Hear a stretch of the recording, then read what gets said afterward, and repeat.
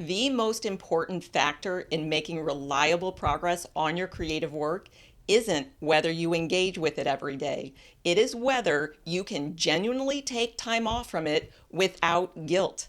I know that sounds surprising, but give me the next 5 minutes and I will share three concrete reasons why taking time off from your creative work without guilt does more for your long term progress than trying to engage with it every day ever will.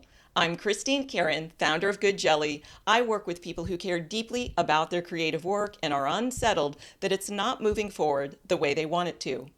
Many high capacity people with meaningful creative work believe that reliable progress requires them to engage with their creative work every day. Those same people are often surprised when I say, well, not really.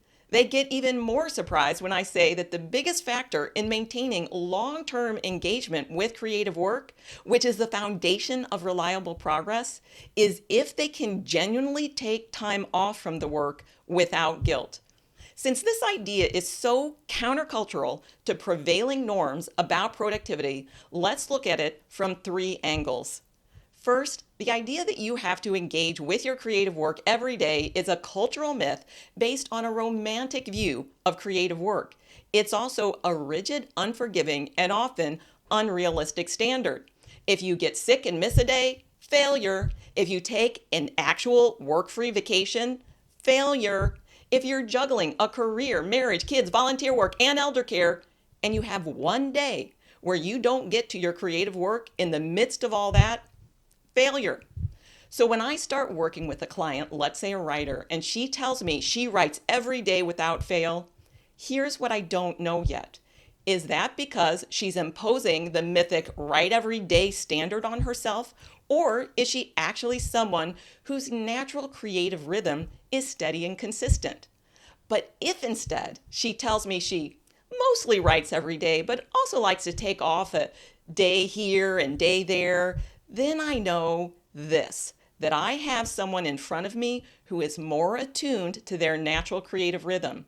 It also tells me she is in charge of the way she engages, not a myth. The second reason why guilt-free time off is so important has to do with the nature of the creative process.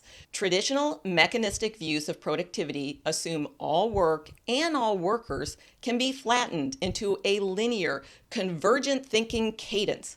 But creative work and human beings are not linear, they're cyclical.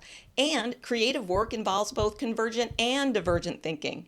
When a writer or a musician or a researcher takes time off from their work, they are giving themselves time and space to be cyclical and expansive, to let their brain noodle and make unexpected connections.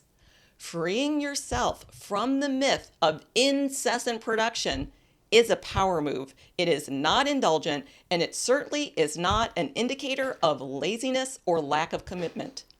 The final reason why guilt-free time away is such a critical factor in reliable progress is the other skill it tells me the person has. Let's go back to our writer.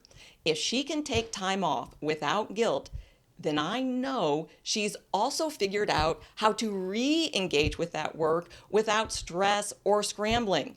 I also know she's not crossing her fingers and hoping inspiration will strike.